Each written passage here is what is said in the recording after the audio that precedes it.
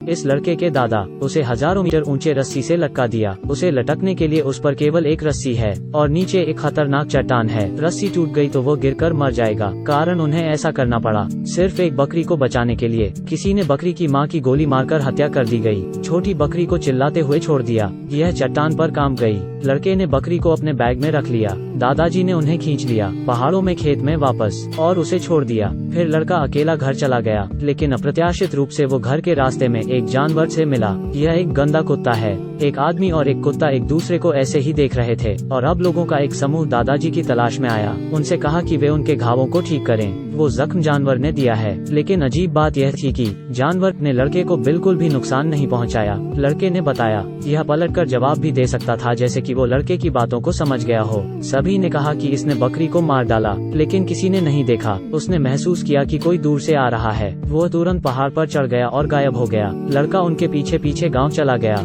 उन्होंने देखा कि एक ट्रक दूर से आ रहा है। हर हफ्ते वे सामग्री लेने गांव आते हैं। पूरे गांव में सामूहिक नाकेबंदी कर देते हैं। वे एक गुफा में फंस जाने के समान था। उस दिन दादाजी ने हर जगह जंगली जानवरों को पकड़ने के लिए जाल बिछाया। उन पंजों से जानवर को पकड़ने की उम्मीद थी। लड़के ने भी जताई अपनी शंका, शायद उसने बकरी को नहीं मारा, लेकिन दादाजी इस पर विश्वास नहीं करते। तब लड़का जंगली जानवर को खोजने गया हर जगह। बस जब वो हार मानने वाला था, जानवर ने उसे मिला।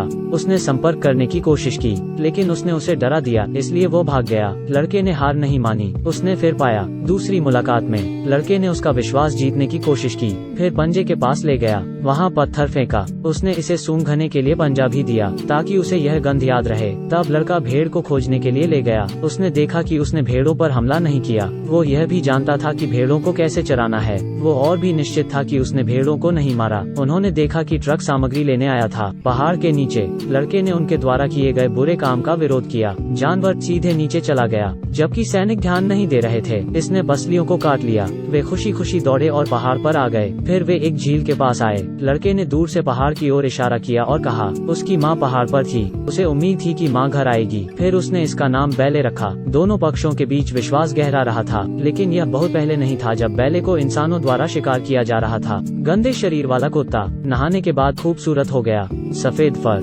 वाह, मैं इसे छूना चाहता हूँ। यह वास्तव में पिछले कुत्ते से अलग था। लड़का उसे अपने गुप्त अड्डे पर ले गया। उसे कमरे में गुप्त सुरंग भी दिखाई। आशा है कि यह भविष्य में यहाँ छिप सकता है। इसी दौरान लड़के के दादा आ गए। वो बाहर भागा और दरवाजे पर खड़ा हो गया, लेकिन दादाजी कमरे में आ गए। उसने हर जगह देखा, कुछ नहीं मिला। वो चला गया। दादाजी के बाद बैले ने अपना सिर खिड़की से बाहर निकाला। उस दिन लड़के ने बैले को झील में मछली पकड़ते देखा, लेकिन देखा दो सिपाही हिरण को बेरहमी से मार रहे थे। लड़का वहां रोकने के लिए दौड़ा, लेकिन जमीन पर धकेल दिया गया। बैले भागा आया, उस आदमी पर हमला किया, बिना रुके काटना। बगल के सैनिक ने जल्दी से गोलियां चला दी।